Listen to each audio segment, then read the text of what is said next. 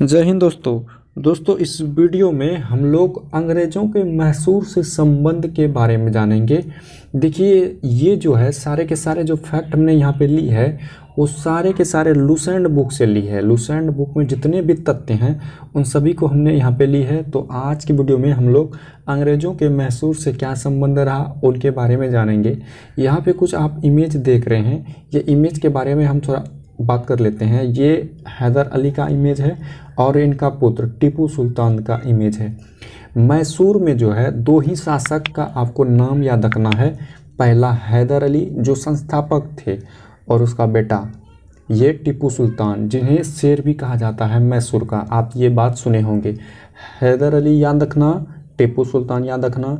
देखिए, मैसूर जो है एक समृद्ध मतलब संपन्न राज्य था, एक प्रकार से मानिए धनी राज्य था। और ये दक्षिण भारत का जो है प्रांत था। मैसूर जो है दक्षिण भारत का क्या है, प्रांत है। एक अच्छा समृद्ध प्रांत था जो अंग्रेज़ों का नज़र पड़ गया, वो इन्हें जितना चाहता था खासतौर व्यापार के लिए। और एक समृद्ध राज्य था और उनसे धन लूटने के लिए क्या किया उन्होंने, यहाँ पे आक्रमण करना सोचा, उन पे अधिकार जमाने के लिए सोचा। आपको सिंपल याद रखना है कि मैसूर में जो शासक थे दो ही शासक थे, हैदर अली, उसके बाद आपको याद रखना है टीपू सुल्तान। इन दोनों शासक से जुड़ी जो महत्वपूर्ण फैक्ट है वो भी लुसेंट बुक पे जो आधारित है, उन सभी को हम लोग इस वीडियो में जानेंगे। चलिए वीडियो को शुरू करते हैं। अंग्रेज का मतलब आप लोग समझ रहे हैं। मैसूर जो है एक बड़ा प्रांत था दक्षिण भारत का। अभी ये कर्नाटक में स्थित है। ये उतना बड़ा प्रांत अभी नहीं है जो पहले था। एक शासक यहाँ का हैदर अली जो संस्थापक बोल सकते हैं, जो पहला शासक बोल सकते हैं आप यहाँ पे हैदर अली जो संस्थापक बना 1761 ईस्वी में, ये पहला पॉइंट हो गया। कब बना हैदर अली राजा, तो 1761 ईस्वी में। और इन्होंने मैसूर की जो राजधानी है वो श्रीरंगपट्टनम में रखी। मैसूर की राजधानी कहाँ पे रखी, श्रीरंगपट्टनम को बना दी।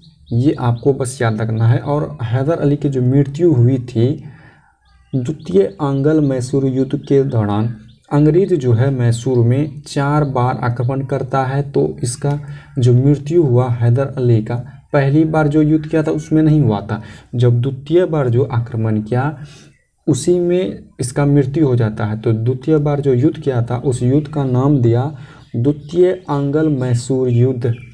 ये चीज़ें आपको समझ में आ गया होगा। अब आगे बढ़ते हैं। एक पुत्र है उसका टीपू सुल्तान, जिसको मैसूर का शेर भी कहा जाता है। आप ये चीज़ शायद जानते होंगे। टीपू सुल्तान से अब जो कुछ जुड़ी फैक्ट है उन सभी को जान लेते हैं। टीपू सुल्तान को उपाधि दी गई बादशाह की, या आप इन्हें बादशाह भी बोल सकते हैं। उसके बाद साथ साथ यहाँ पे देखिए इसकी मृत्यु जो है 1799 में हो जाती है। ये श्रीरंगपट्टनम में आखिरी युद्ध के दौरान हो जाती है। तो भाई आखिरी युद्ध कब होगा, 4 बार युद्ध किया है, मतलब कि चौथा बार जो है अंग्रेज इसमें आक्रमण किया, उन्हीं के दौरान इसकी मृत्यु हो जाती है। यानी आखिरी युद्ध के दौरान, मतलब चतुर्थ आंग्ल मैसूर युद्ध के दौरान इनकी मृत्यु 1799 में हो गई। और हैदर बेग अली की 1782 ईस्वी में हो जाती है।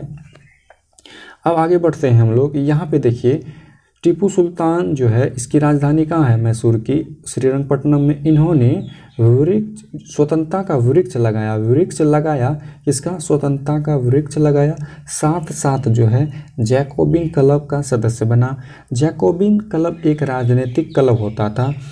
अगर आप जैकोबिन क्लब के बारे में जानना चाहते हैं तो इस डिस्क्रिप्शन बॉक्स में एक वीडियो का लिंक मिलेगा, वहाँ पे जाइए और जान लीजिए कि जैकोबिन क्लब क्या होता है। हम पहले ही बता दिए कि टीपू सुल्तान को मैसूर का शेर कहा जाता है, इसलिए यहाँ पे लिखा गया है शेर ए मैसूर, यानी मैसूर का शेर।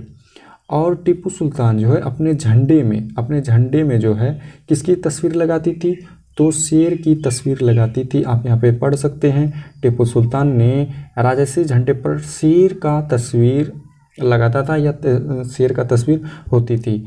अब कुछ महत्वपूर्ण संधियां भी हुई युद्ध के दौरान, जो है कुछ संधियां हुई, तब ना युद्ध तो मतलब कि संपन्न होता था।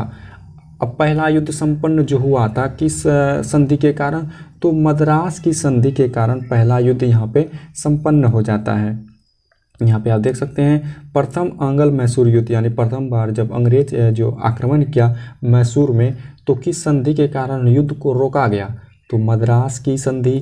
द्वितीय बार किया तो मंगलोर की संधि। तृतीय बार किया तो श्रीरंगपट्टनम की संधि कर दी। ये सब सारा ईस्वी उतना इम्पोर्टेंट नहीं है, आप बस इतना याद रखिए, इतना ही आपके लिए काफ़ी है। यहाँ पे दोस्तों हमने यहाँ पे सारी जो तथ्य है वो लूसेंट बुक पे आधारित थी, हमने आपको बता दिया। आशा करते हैं आपको ये वीडियो पसंद आया होगा। चलिए अब मिलते हैं अगले वीडियो में, तब तक के लिए जय हिंद जय भारत।